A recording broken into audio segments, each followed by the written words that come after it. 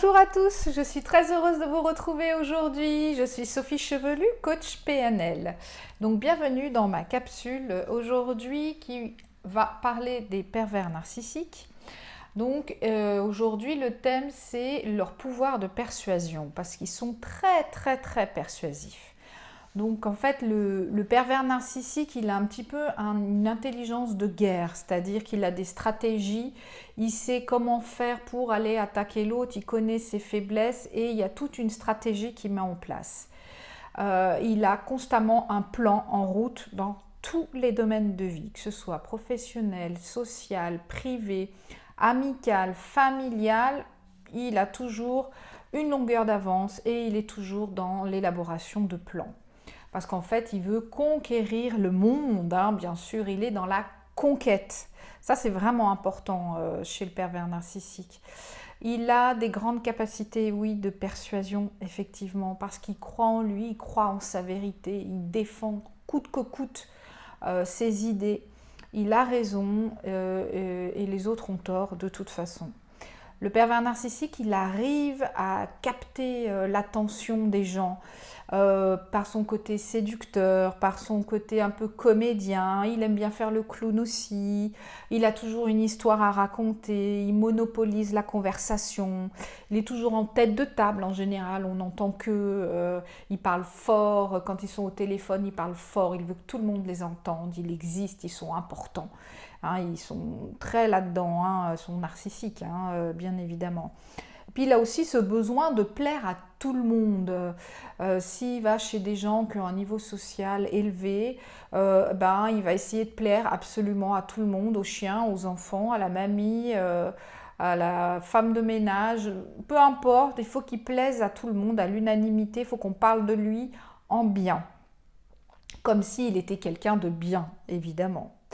Il va se vanter aussi beaucoup de ce qu'il a, de ses biens personnels, de sa belle voiture, de sa belle maison, des biens de la famille, ou alors aussi de ce qu'il a réussi, ce qu'il a entrepris. Il est si fort, si intelligent, tellement brillant. Bien sûr, c'est ironique ce que je dis, hein. Donc, dans les discussions, il ne cherche pas à dialoguer ou être à l'écoute, hein. Il montre ça, mais ce n'est pas ce qu'il cherche. En fait, ce qu'il veut, c'est vous convaincre et vous influencer. Il est tout le temps en mode vaincre les résistances. T'es pas d'accord, mais moi je vais te montrer que tu vas être d'accord avec moi et je vais arriver à te convaincre. Il est toujours dans gagner la guerre. Et ça fait vraiment partie de la personnalité du pervers narcissique. Cette conquête, ce gagner la guerre, avoir l'emprise, dominer, vous voyez, ce pouvoir-là, c'est tout la même chose. Pour lui, c'est vraiment comme ça, c'est très fort en lui. Il refuse toute négociation aussi. Il va vous faire croire le contraire, hein, bien évidemment. Il va faire croire, oui, il comprend bien vos besoins, et tatati, et tatata. Et il vous emballe et il vous enroule dans la farine. Et il arrive à vous faire écouter ce que vous aviez à dire, enfin vous faire exprimer, pardon, ce que vous aviez à dire. Mais au final, c'est lui qui aura ce qu'il veut, hein, mais il vous aura donné le sentiment d'avoir été écouté et compris et que c'est quelqu'un de bien et quelqu'un de bienveillant et de bienfaisant et puis résultat des courses c'est lui qui a gagné, hein, quand même, hein. Donc il arrive jusque là à vous convaincre de ça.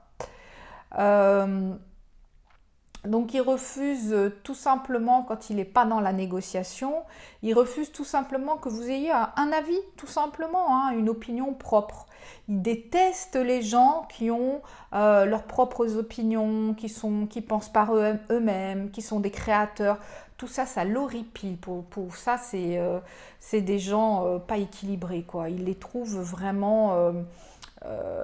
il les dénigre, en fait, tout simplement. Il dénigre ce genre de personnes. Le pervers narcissique, il a le pouvoir absolu sur l'autre. C'est ce qu'il veut, hein. Il incarne le pouvoir, la vérité et la loi. C'est ce qu'il croit qu'il est. Entendons-nous bien. Vous avez entendu, hein, la vérité et la loi, c'est-à-dire qu'il pense qu'il est au-dessus des lois. Très souvent, il pense qu'il ne sera pas attaqué parce qu'il est trop important, les gens ne vont pas faire ça à lui. Lui, ça va être une exception, ça ne va pas se passer comme ça. Il en est convaincu. Et puis, ben voilà, je vais expliquer un petit peu les différentes techniques de persuasion qu'a le pervers narcissique. Donc, il en a plusieurs. Il mime une écoute active. Une écoute active, c'est acquiescer, montrer de la compréhension, montrer d'être à l'écoute, de l'empathie, de la compréhension pour vous. Ça, c'est une technique. Il se montre aussi intéressé en posant des questions ouvertes. Ou alors, il va faire un résumé de la conversation. Ça, c'est pour meubler, hein, pour vous faire croire qu'en fait, il y a un dialogue. Hein, vous avez dit ce que vous pensiez, lui répète tout ce que vous avez dit. Et puis, en fait, il est en train de vous tendre un piège. C'est-à-dire que tout ce que vous avez dit que vous vouliez, lui, il le prend comme information pour pouvoir s'en servir après contre vous, tout simplement. C'est pour pouvoir mieux vous instrumentaliser après. Il exploite votre mode de pensée, de fonctionnement pour s'en servir contre vous. Avec vos mots, il va réutiliser vos mots avec ce que lui, il veut, il va le faire à la sauce à laquelle vous pourriez mieux l'entendre et mieux le comprendre. C'est de la manipulation de très haute voltige, hein. C'est de la haute couture, hein, j'ai envie de dire, de la manipulation. Donc il va bien écouter comment vous fonctionnez, comment vous aimez les choses, quels mots il faut employer, que vous aimez bien. Il va adapter ça pour que ce soit votre mode de langage à vous et que du coup vous puissiez accepter ce que lui veut vous imposer. Donc c'est quand même tordu, hein, comme mode de fonctionnement, mais c'est comme ça qu'il veut faire. Et c'est du coup comme ça qu'il aura réussi à faire tout ce qu'il veut avec vous. Il saura comment faire en fait. Je vais donner un exemple. Par exemple, une rupture avec un pervers narcissique. Qu'est-ce qu'il va faire? Il va tout tenter pour vous reséduire en redisant tout ce que vous rêviez d'entendre depuis des années ou des mois. Tu es la femme de ma vie, mais je t'aime, et jamais un homme t'aimera autant que moi. Sans moi, tu n'es rien, et sans toi, je ne suis rien, on se manque l'un à l'autre, et blablabla, et blablabla. Puis en fait, il fait tout le contraire, il vous récupère, mais c'est pour mieux vous détruire après. Donc c'est toujours de la persuasion, c'est toujours essayer de vous faire croire à quelque chose que vous n'aurez jamais.